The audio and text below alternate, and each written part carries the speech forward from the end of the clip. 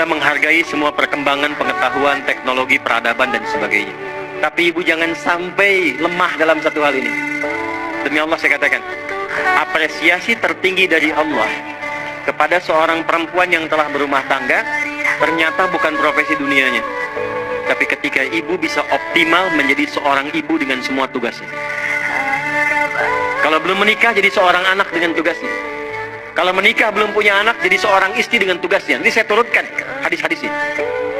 Jadi ibu itu ke surga, maaf ya, kalau nanti masuk dengan izin Allah misalnya, tingkat tertingginya itu bukan karena misalnya aktif mendampingi kegiatan di luar, bukan karena aktif punya kegiatan banyak dengan teman-teman, bukan.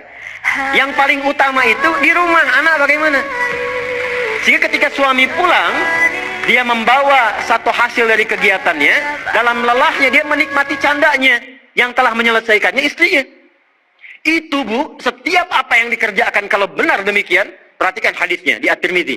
Idza shallatil mar'atu shalataha wa shamat shamaha wa hafizat farjaha qila laha yaumal qiyamati udkhulil jannata min haitsu syi'ti. Kalau ada seorang perempuan enggak pernah salat sunnah, cuma salat fardu saja. Enggak pernah puasa sunnah, puasanya Ramadan saja. Dia menaati pada suaminya, menjaga kehormatan keluarganya. Dia menempatkan tugas di rumah sebagai tugas utamanya. Maka apa yang terjadi? Qila laha yaumal qiyamati, dikatakan kepada perempuan ini saat kembali kepada Allah di yaumil hisab, udkhulil jannata min haitsu syi'ti. Cepat langsung masuk surga dari pintu mana saja yang kamu kehendaki. Dua, saya agak cepat sekali. Yang pertama prioritas keluarga bu, anak. Untuk ibu ya. Selanjutnya, harta. Mohon maaf sebesar-besarnya.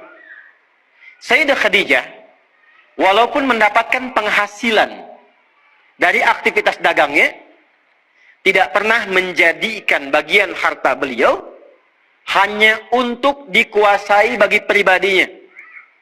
Dan gak pernah ada perjanjian pranikah misalnya.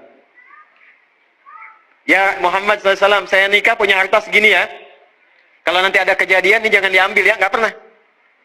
Apapun yang diusahakan, maka dikumpulkan menjadi satu untuk mensupport cita-cita mendapatkan yang tertinggi di hadapan Allah. Ibu apapun yang didapatkan kalau punya penghasilan, pendapatan dan sebagainya, dudukan jadi satu sebagai harta keluarga bersama. Rumuskan untuk anak-anak. Anak pertama mau kemana? Bikin tabungan, bikin persiapan. Anak kedua seperti apa? Anak ketiga bagaimana? Bicara dengan suami, maka ini diantara ciri yang pernah diajarkan oleh Sayyidah Khadijah, sekalipun dagangannya cukup banyak, tapi semua yang dihasilkan untuk mensupport kegiatan yang diarahkan pada tujuan yang sama, surga. Jelas? Oke, yang terakhir.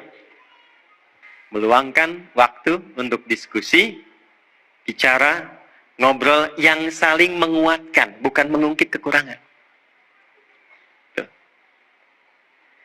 Nabi Muhammad sibuk gak? Hah? Sibuk gak? Banyak tantangan gak? Tapi ketika pulang ke rumah, ngobrolnya itu dengan Sayyidah Khadijah selalu yang baik-baik, yang romantis, yang saling menguatkan.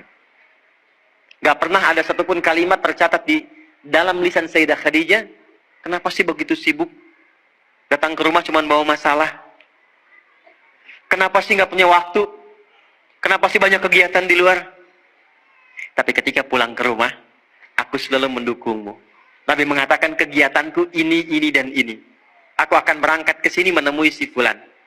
Baiklah, siapkan, optimalkan, Allah pasti melindungi. Sehingga semua kegiatan, beban yang dirasakan, itu ketika berangkat gak sendirian. Jadi beliau pun dalam sendirian pun merasakan aura-aura Sayyidah Khadijah. Mau berangkat kerja, merasakan pesan dari istri.